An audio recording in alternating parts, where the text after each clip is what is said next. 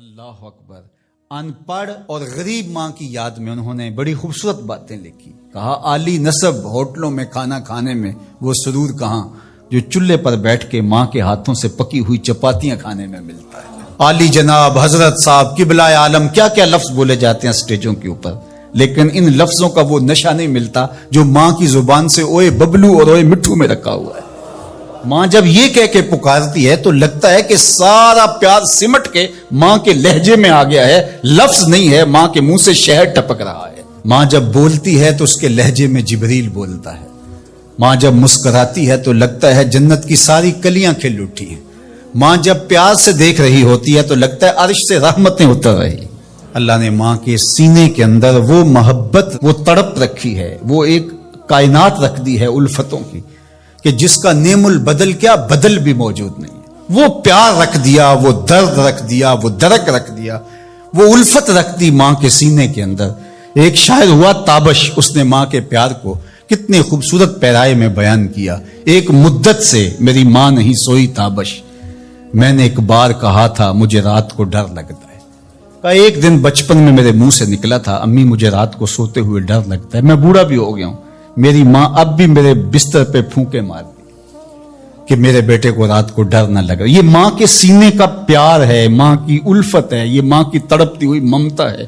اولاد کے لیے وہ دکھ بھی جھیلتی ہے، تکلیفیں بھی سہتی ہے۔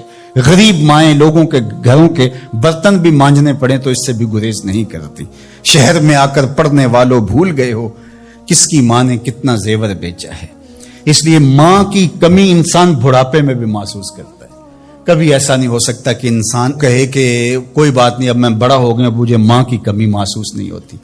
بوڑھا بھی ہو جائے انسان جو ہے وہ سب سے اونچے منصب پر بھی بیٹھ جائے، میں اور آپ کیا، میری اور آپ کی حیثیت اور اوقات ہی کیا۔ امام الانبیاء حضور ختم المرتبت صلی اللہ علیہ وآلہ وسلم حجرہ انور سے نکلے اور جو ہی حضور نبی رحمت صلی اللہ علیہ وآلہ وسلم مصلی پر تشریف فرما ہوئے تو حضور کو دیکھ کر کے تمام صحابہ ادب سے کھڑے ہو گئے۔ جو ہی یہ امٹتا ہوا پیار دیکھا تو حضور کی نظر پلٹ کے کئی سال پیچھے چلی گئی اور ابوا کی وادی میں اپنی ماں کی قبر پہ کھڑا ہوا اپنے آپ کو پاتے ہیں حضور۔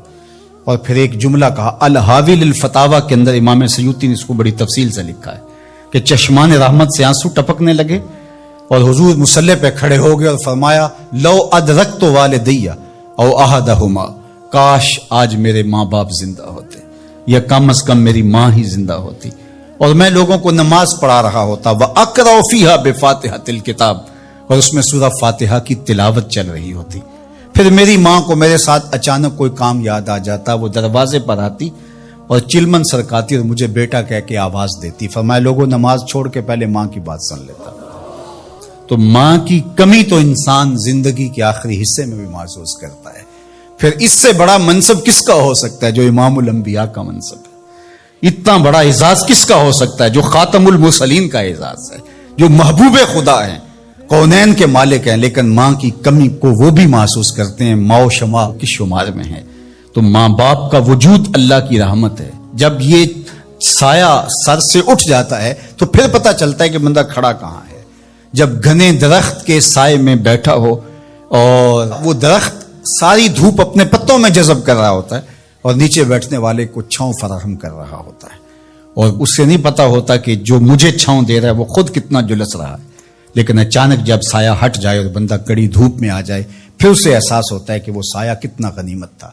جن کے ماں باپ موجود ہیں وہ ان کی خدمت کر کے دنیا اور آخرت کی سرخرویاں حاصل کریں۔